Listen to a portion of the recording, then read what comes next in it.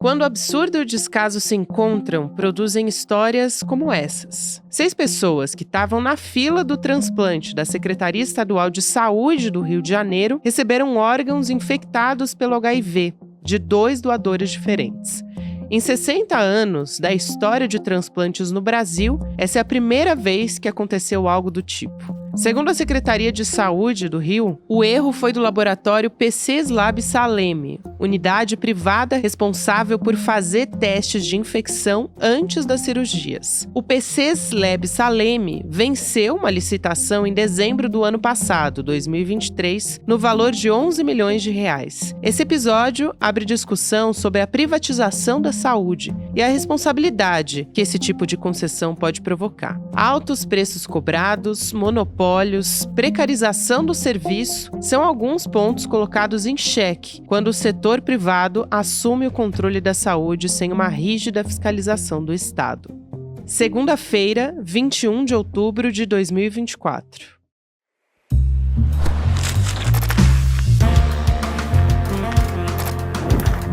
Olá, seja muito bem-vindo, seja muito bem-vinda. Eu sou a Gabriela Varela,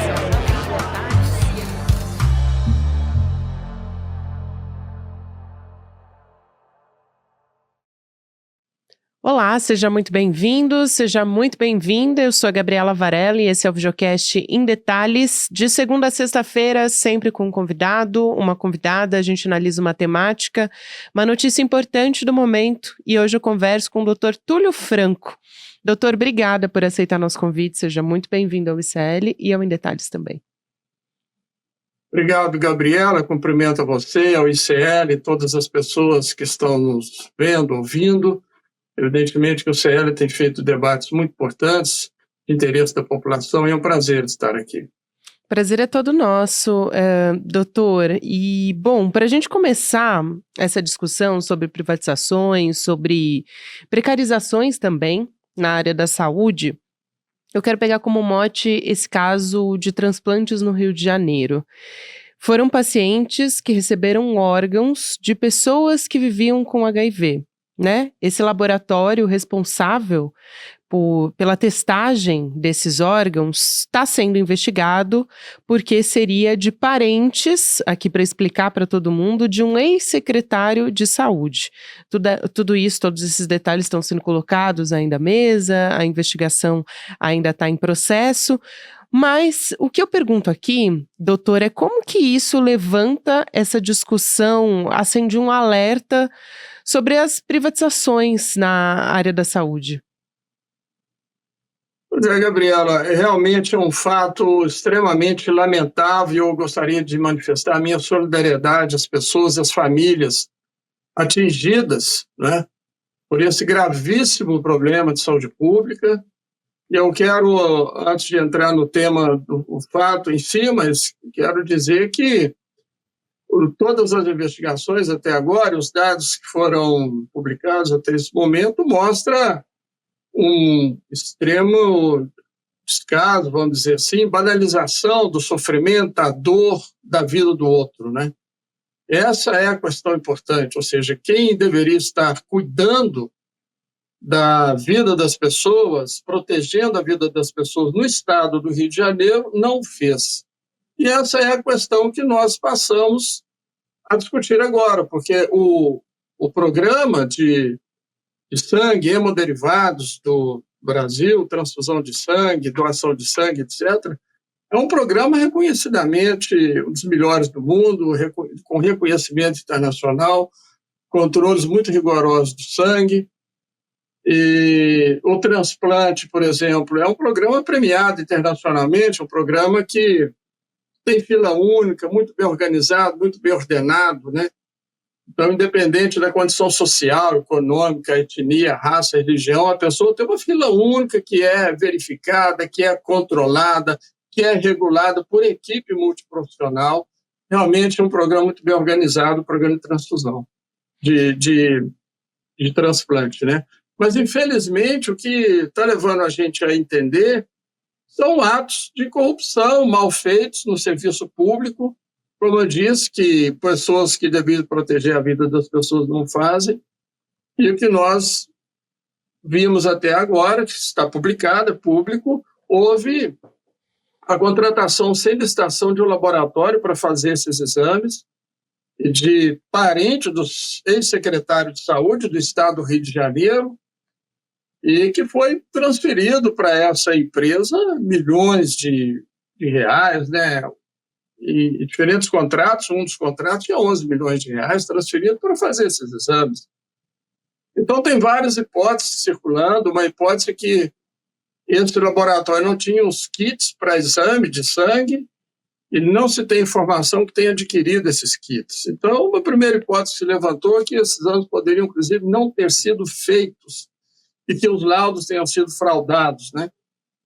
Uma outra hipótese é que, segundo o protocolo, o exame ele tem que ser feito, tem que ser verificada a sorologia a cada dia, e que isso não estava sendo feito, estava sendo feito uma vez por semana para majorar os lucros, né, da empresa, do laboratório que fazia esses exames.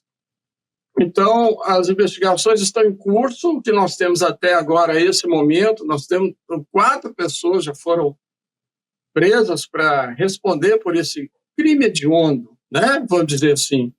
Pessoas fragilizadas, famílias em sofrimento, que deposita toda a sua esperança no Sistema Único de Saúde, toda a esperança de seus familiares, são filhos, mães, pais, a vida cotidiana dessas pessoas, pessoas que têm uma família que ama essas pessoas, elas têm função nessa família, e essa esperança é revertida no tremendo sofrimento que essas famílias estão passando agora, verificando que receberam um órgão contaminado por HIV, por total descaso e desrespeito e banalização, né, como eu já disse, do sofrimento das pessoas.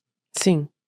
Então, isso não é realmente inadmissível, é injustificável e não tem palavras para dizer o tamanho da tragédia que essas pessoas, essas famílias estão vivendo. Doutor, o senhor já trouxe vários detalhes sobre essa história, sobre as hipóteses que estão sendo investigadas. Tem um técnico de laboratório dessa história que apareceu durante a reportagem investigativa, né, que veio à tona, que é o Ivanilson Fernandes dos Santos. E aí ele disse que recebeu ordem de não fazer testes diários mais, por questão, aí eu tô abrindo aspas para ele, por questão de economia dos kits de reagentes que são muito caros, fecha aspas. Como é que a gente garante a segurança em casos de terceirização? Que é esse caso, né? Parcerias público-privadas, da saúde e tudo mais. Mais do que isso, por que é tão delicado você terceirizar um serviço tão crucial como é a testagem de órgãos, né, para transplantes? É algo muito sério, que precisa de padrões rígidos de controle e qualidade também.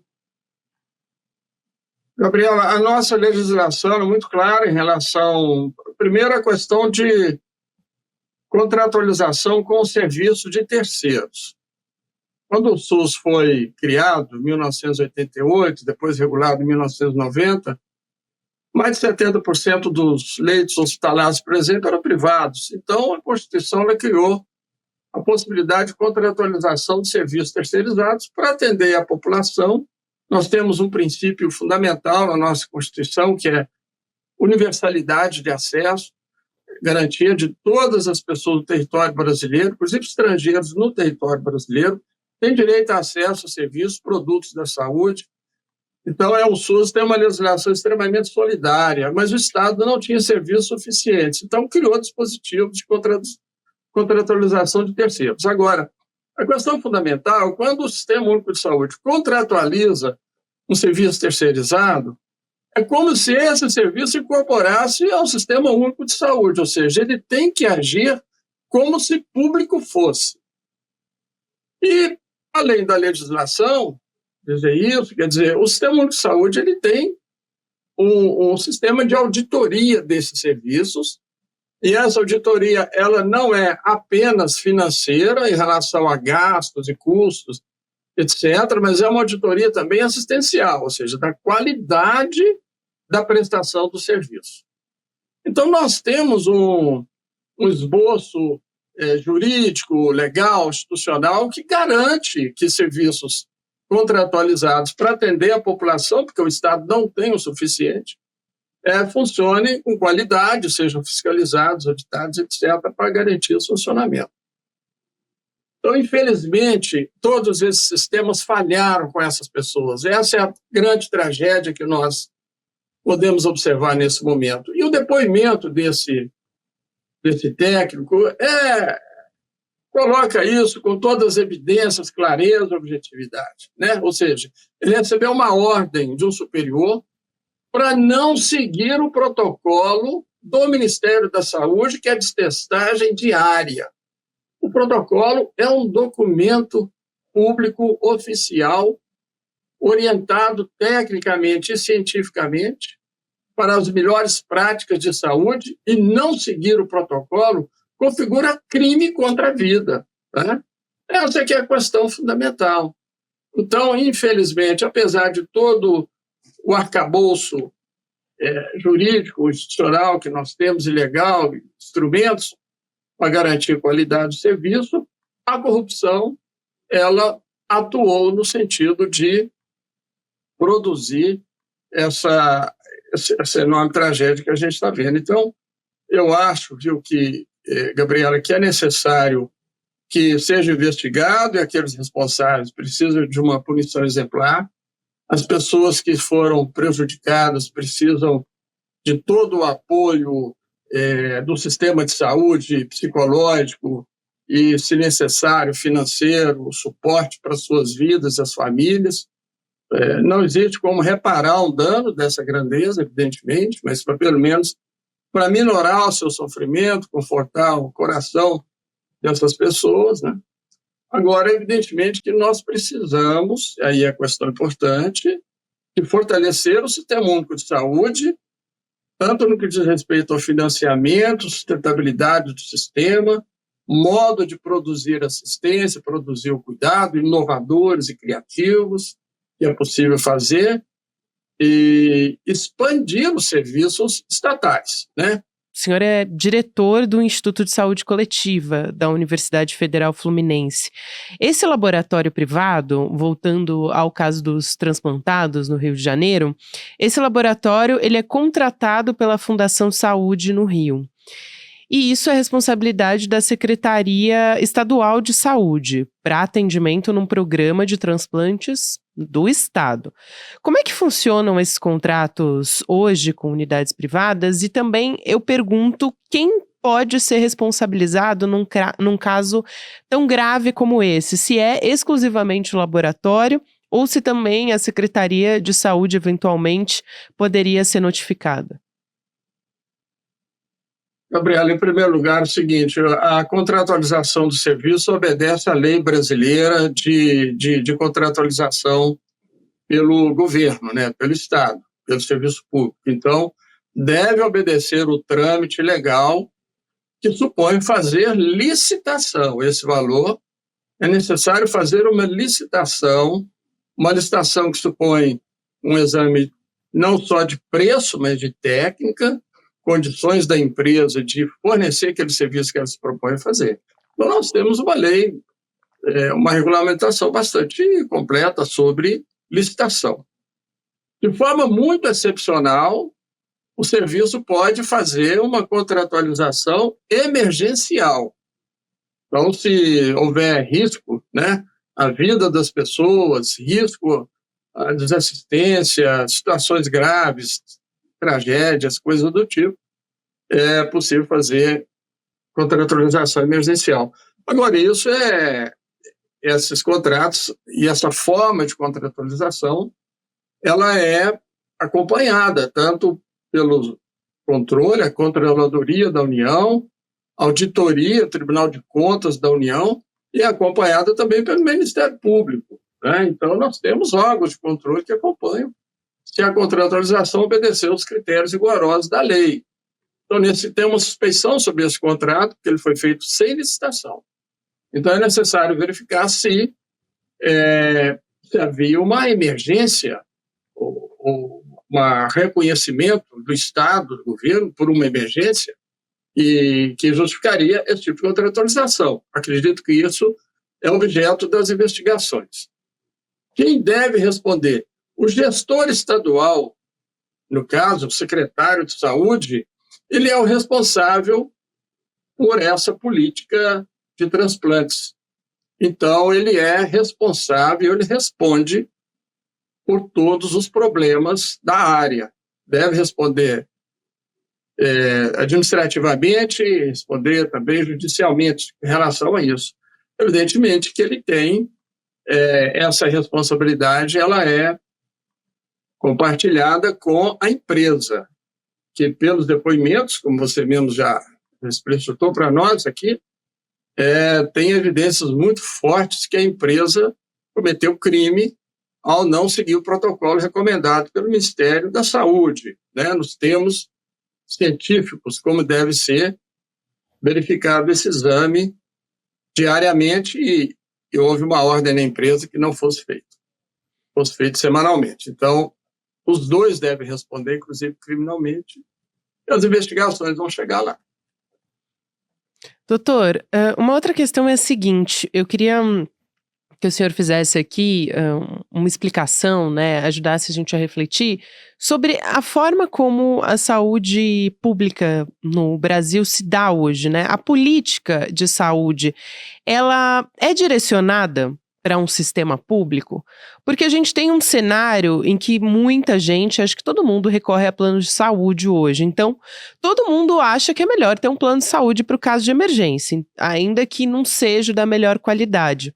E aí eu quero dar um panorama de como funcionam os planos de saúde hoje, até aqui trazendo a fala de uma colega do senhor, a Lígia Bahia, né, uma médica super especialista em falar sobre como funcionam os planos de saúde, sobre o cenário das operadoras no Brasil e tudo isso. Mas quem paga mais caro hoje tem um atendimento que é o chamado de primeira linha, então que representa 5% só da população com plano de saúde privado. Os de terceira linha são, ampla maioria, atendem 80% dessas pessoas com convênio e na maioria dos casos eles são coletivos, então são as empresas que escolhem, não são as pessoas que escolhem esses planos de saúde. Então eu volto a perguntar, a política de saúde no Brasil, ela é direcionada para um sistema público da maneira como ela se dá hoje? Olha, Gabriela, quando fundamos o Sistema Único de Saúde, o grande sonho é que ele fosse tão forte e atendesse universalmente a população brasileira, algo como acontecia no sistema de saúde, o Sistema Nacional de Saúde da Inglaterra, por exemplo, que na época é o Sistema Nacional de Saúde modelo e apenas 10% da população era atendida no setor privado, 90%, 90 e poucos por cento do sistema público, pelo Serviço Nacional de Saúde inglês, né? Desde a fundação do SUS, como eu falei, 88 na Constituição e 90 na sua regulamentação, o SUS ele sofre com subfinanciamento. Isso é um problema reconhecido consensualmente por técnicos, todas as pessoas. Esse subfinanciamento ele vem se aprofundando ao longo do tempo e o recurso sempre foi suficiente. Como eu disse, criou-se um sistema de saúde suplementar, como o nome diz, saúde suplementar, porque o SUS não conseguia também abarcar todo o atendimento a toda a população. E estabeleceu-se uma agência para controle da saúde suplementar, que é a Agência Nacional de Saúde Suplementar, que ela tem o poder de regular a saúde suplementar, os planos, seguros de saúde, regular uma política de preços que seja acessível, mas principalmente, o mais importante, regular o rol de ofertas, serviços e produtos ofertados aos segurados ou às pessoas que contratualizam com os planos, né? E garantir que essas pessoas que contratualizam com o plano de saúde tenham um amplo espectro aí de serviços capazes de atender às suas necessidades. Isso, a Agência de Saúde Suplementar, ela tem a atribuição de regular isso, fazer com que isso funcione de forma satisfatória. Mas, como os dados que você mesma já apresentou, Com o andar do tempo aí e as políticas, grande parte da contratualização com esses serviços são planos de terceira linha, como a própria professora Lígia, né, explicitou para nós, que não vão atender as pessoas numa emergência, numa situação mais grave, né, que acaba recorrendo ao SUS. Então, era muito recorrente os planos atenderem problemas de menor custo, menor complexidade, e alta complexidade ficava para o Sistema Único de Saúde. Então, a agência, inclusive, ela começou a estabelecer uma política de cobrança dos planos de saúde aos seus segurados que eram atendidos no Sistema Único de Saúde. E isso tem dificuldade de operacionalização, vem sendo implantado ao longo do tempo, mas eu acredito que ainda satisfatoriamente. De forma que, nesse item, Gabriela, nós precisamos melhorar muito nesse serviço. Tanto na política de preços, quanto na oferta de serviços, e uma pessoa que contratualiza com o plano de saúde, ela não pode ficar desguarnecida da assistência, atendimento às suas necessidades, principalmente tratando da saúde, a proteção e a vida das pessoas é que está em questão, né? Então, nós precisamos de, eu diria assim, uma governança mais rigorosa e uma gestão, né, de controle desses planos de saúde de forma muito mais rigorosa, sabe, do que é feito hoje.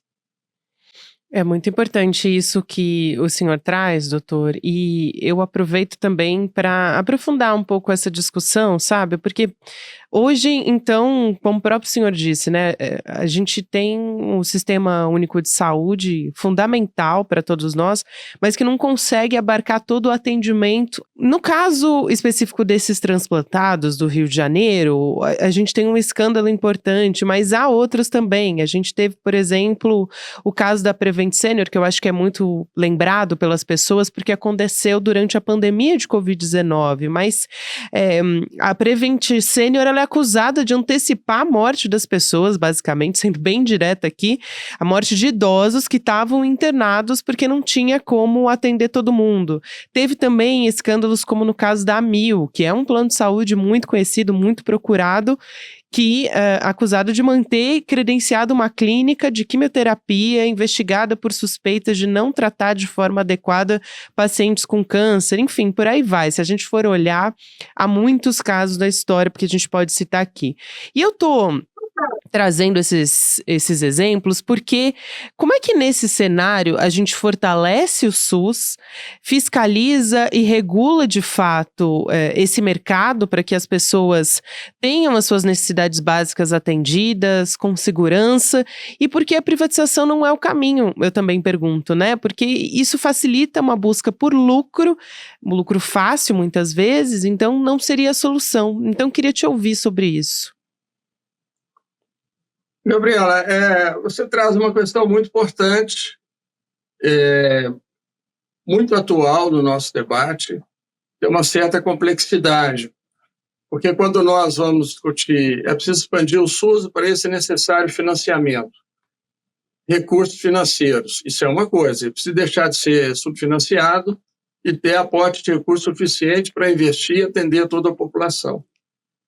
Mas tem uma outra questão importante, que nós podemos fundar o fortalecimento do Sistema Único de Saúde, envolve também nós fundarmos serviços de forma criativa, expandir serviços de forma criativa e que não envolva uma grande monta de recursos financeiros.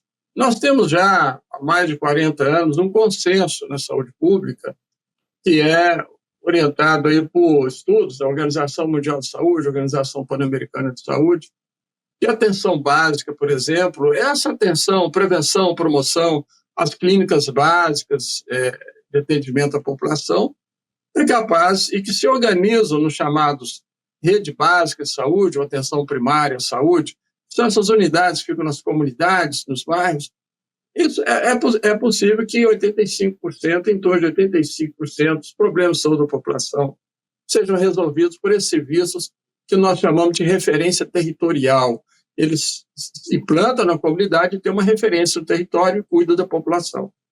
Agora, nós temos a oportunidade de fazer uma expansão importante com pouquíssimo gasto, e o Brasil tem uma grande oportunidade. Eu vou te dar um dado aqui, que é o seguinte: por exemplo, nós temos no Brasil mais de 5.100 hospitais de pequeno porte, que são hospitais até 50 leitos, geralmente em pequenas cidades, mas não só, grandes cidades também. E, de acordo com pesquisa do próprio Ministério da Saúde, esses hospitais eles têm uma utilização em torno de 30%, ou seja, a ocupação de leitos é em torno de 30%, dados de pesquisa. Mas, muito bem, tem uma capacidade ociosa muito grande. Em pesquisa que nós tivemos a oportunidade de fazer, por exemplo, em alguns países da Europa, a Itália, mas também o Reino Unido, tem alguns equipamentos de saúde, são chamados de cuidados intermediários. São cuidados que têm referência territorial, como eu acabei de te falar, mas de maior intensidade. Inclusive, algumas unidades, as pessoas podem se internar para cuidados mais intensivos, por exemplo, população de crônicos, que muitas vezes tem uma piora momentânea, pode ir para um lugar desse, restabelece e volta para o seu domicílio. Não precisa fazer uma internação hospitalar clássica, como nós conhecemos. Nós temos a possibilidade de montar uma rede de cuidados intermediários, aproveitando equipamentos já existentes, esses 5.100 hospitais de pequeno porte, e que vai custar baratíssimo ao governo, porque aproveitando equipamento que já está aí e está subutilizado para fazer um serviço de primeira linha. São inúmeros estudos que mostram evidência de que são eficazes, que funcionam e são muito baratos. Então, esse tipo de proposta é fácil de implementação, nós temos que criar esse tipo de solução. Então, a solução não está só no recurso financeiro, embora ele seja importante, mas está também usar de criatividade para nós operarmos novas tecnologias assistenciais de cuidado, novas tecnologias que apostam em esses outros sistemas que têm grande impacto e são de baixo custo. Essa é a questão. Serviços de baixo custo e alto impacto. É possível fazermos isso. Então, nós temos que tomar a decisão política, implementar esse tipo de solução na enorme rede que nós temos, mas que é uma rede muito boa, com muita potência. Então, essas questões, elas estão na pauta, na agenda, para serem enfrentadas. Doutor Túlio Franco, quero muito agradecer a sua presença aqui. Essa discussão é fundamental, ainda mais num momento como esse. Obrigada e até uma próxima. Muito obrigado, eu que agradeço. Até a próxima. E aqui nesse final de episódio, eu quero trazer uma informação para você muito bacana sobre a estreia de um documentário aqui no ICL, estreia mundial do documentário Conversas com Pepe Mujica, as reflexões do personagem mais inspirador do nosso tempo sobre o futuro da humanidade. O Mujica, para você que não conhece, mas todo mundo conhece, né? Ele foi presidente do Uruguai de 2010 a 2015, revolucionou, mudou a maneira de pensar a política na América Latina e ficou conhecido por implementar políticas progressistas, né? Então, legalização, por exemplo, da maconha, do casamento homoafetivo no Uruguai. Então, eu convido você para participar desse documentário, da estreia do documentário, que vai revelar bastidores da vida desse homem, histórias, que vai chegar com exclusividade aqui por meio do ICL. Então, não perde a estreia mundial de Conversas com Pepe Mujica, no dia 31 de outubro, uma quinta-feira, às 8 horas da noite. Fica o convite aqui para você garantir a sua vaga de forma gratuita no indetalhesicl.com.br. Eu vejo você lá. E não esquece, você se inscrevendo aqui por meio do Em Detalhes, você fortalece também o nosso programa. Obrigada, você que me acompanhou até aqui. Agora você fica com o Mercado Investimentos, na sequência tem o Rolê ICL e a gente está nas plataformas de áudio também todos os dias. Até amanhã. Provavelmente você tem necessidade de trocar seu celular todo ano. Você acha que o seu computador não serve mais? Você acha que está fora da moda? E aí é consumo, endividar-se, comprometer-se para poder sempre estar adquirindo aquilo de novo que o mundo traz. Curiosamente, a gente está sempre se sentindo angustiado, triste, sozinho, deprimido e não entende o porquê. Uma das cabeças mais brilhantes do nosso tempo, uma das figuras políticas mais inspiradoras, fala muito sobre isso. A gente está falando de Pepe Mujica, ex-presidente do Uruguai. Ele foi o tema principal do escritor Fabián Restivo, quando escreveu essa obra, Conversas com Pepe Mujica. Essa obra originou um documentário, uma obra cinematográfica absolutamente maravilhosa e sensível, que leva o mesmo nome, Conversas com Pepe Mujica, e vai ser lançada mundialmente com exclusividade pelo Instituto Conhecimento Liberta, no dia 31 de outubro, às 8 horas da noite. E aí, a gente vai assistir um dos momentos mais lindos da nossa vida, partilhando ele com o Pepe Mujica. Um abraço e até lá!